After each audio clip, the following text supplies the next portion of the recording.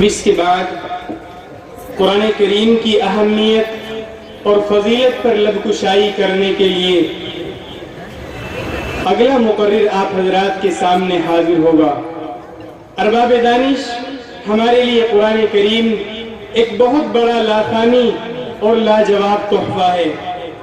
جس کی فضائل و مناقب، فصاحت و بلاغت،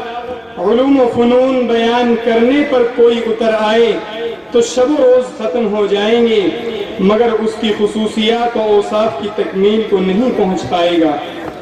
حقیقت کا اظہار اس طرح کیا جاتا ہے، اہل منطق سر بسجدہ رہ گئے، اہل منطق سر بسجدہ رہ گئے، پڑھ لیا جب فلسفہ قرآن کا۔ تو لیجئے عظمت فضیلت قرآن کریم کے عنوان پر لب کشائی کرنے کے لیے مدعو کر رہا ہوں، مولوی محمد فیضان ٹانڈا ضلع بلند شہر تشریف لائیں اور فضیلت قرآن کریم پر روشنی ڈالیں۔ حمیدا ومصلیا اما بعد، قال اللہ فی کتاب مکنون لا يمسه الا المطهرون، قال النبي صلى الله عليه وسلم إن الله يرفع بهذا الكتاب أقواما ويزع به آخرين، أو كما قال عليه الصلاة والسلام۔ حکم مستحکم و مخاطبین محترم، قرآن کریم رب دو جہاں کی جانب سے عطا کردہ وہ عظیم عطیہ ہے جس کو اللہ تبارک و تعالی نے اپنے آخری نبی جناب محمد الرسول اللہ صلی اللہ علیہ وسلم کے قلب اطہر پر حسب موقع 23 برس میں نازل فرمایا، جو اللہ کی وحدانیت کا ایک بہترین ثبوت ہے، جو کفر و شرک کے درمیان فرق کرنے کا ایک بہترین ذریعہ ہے، جو حلال و حرام کے درمیان امتیاز کرنے کا ایک واسطہ اور آلہ ہے، بلکہ یوں کہہ لیجئے یہ مقدس کتاب زندہ جاوید رہنما ہے،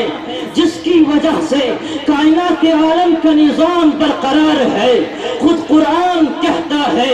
ان هذا القرآن يهدي للتي هي اقوم، قرآن وہ کتاب ہے جو لوگوں کو سیدھے راستے کی طرف رہنمائی کرتا ہے، یہی وہ قرآن ہے جو لوگوں کے دلوں میں ایمان کا بیج بوتا ہے، یہی وہ قرآن ہے جو آپسی بھائی چارگی کا درس دیتا ہے، یہی وہ قرآن ہے جس کی برکت سے حافظ قرآن کے والدین کو کل قیامت کے دن سورج سے بھی زیادہ روشن تاج پہنایا جائے گا۔ اتنا ہی نہیں بلکہ میں آپ کو یہ بھی بتا دینا چاہتا ہوں، یہی وہ قرآن ہے جس نے محمد بن عبداللہ کو محمد الرسول اللہ بنا دیا، یہی وہ قرآن ہے جس نے ابن ابو قحافہ کو ابو بکر صدیق بنا دیا، یہی وہ قرآن ہے جس نے عمر بن خطاب کو فاروق اعظم بنا دیا، یہی وہ قرآن ہے جس نے نعمان بن ثابت کو امام اعظم بنا دیا۔ اور مجھے کہنے کی اجازت دیجیے تو میں کہوں گا اگر قرآن نہ ہوتا تو یہ زمین و آسمان نہ ہوتے،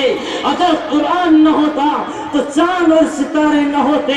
اگر قرآن نہ ہوتا تو باپ اور بیٹے کے درمیان محبت نہ ہوتی، اگر قرآن نہ ہوتا تو 1,24,000 انبیاء کرام کو اس دنیا میں نہ بھیجا جاتا۔ خلاصۂ کلام یہ کہ اگر قرآن نہ ہوتا تو ہمارے پاس کچھ بھی نہ ہوتا۔ سامعین محترم، اللہ تبارک و تعالی نے اپنے اس مقدس کلام کو ایسے وقت میں نازل فرمایا جبکہ عرب میں فصحا اور بلاغہ کا ایک جمع غفیر موجود تھا، زبان پر ان کو کامل عبور حاصل تھا، ان کا ادنا سے ادنا فرد بھی اپنے فصاحت و بلاغت کے جادو سے لوگوں کو مسحور کر دیا کرتا تھا. اس کے ساتھ ساتھ وہ قوم بڑی غیور اور حسن مند تھی، لیکن جب انہوں نے اس مقدس کلام کو کلام الہی ہونے سے انکار کر دیا کہ یہ کلام اللہ کا کلام نہیں ہے بلکہ یہ کلام محمد کا اپنی طرف سے بنایا ہوا ہے، اگر ہم چاہیں تو ہم بھی اس جیسا کلام پیش کر سکتے ہیں، تو قرآن نے ان کو چیلنج کیا کہ اپنی فصاحت و بلاغت پر ناز کرنے والوں، اگر تم کہتے ہو کہ یہ قرآن محمد کا بنایا ہوا ہے، اللہ کا نازل کردہ نہیں ہے، تو تم بھی ایک انسان ہو، جاؤ اور اس جیسا کلام پیش کرو. میرے دوستو، ایسی غیور اور باہمیت قوم کو للکارنا کوئی کھیل نہیں تھا، لیکن جب قرآن نے ان کو چیلنج کیا تو ان کی عقلیں خراب ہو گئی، دماغ باہر آ گیا اور اس قرآنی چیلنج کو قبول نہ کر سکے. میرے دوستو، قرآن کا یہ چیلنج صرف اہل عرب کے لیے ہی نہیں تھا،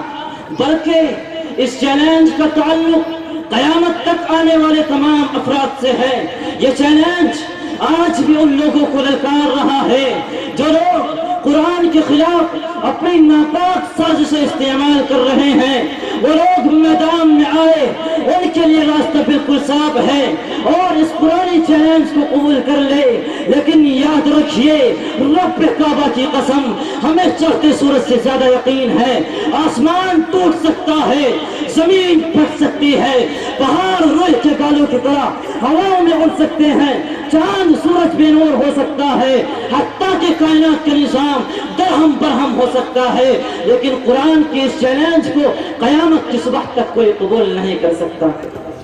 وآخر دعوانا الحمدللہ رب العالمین.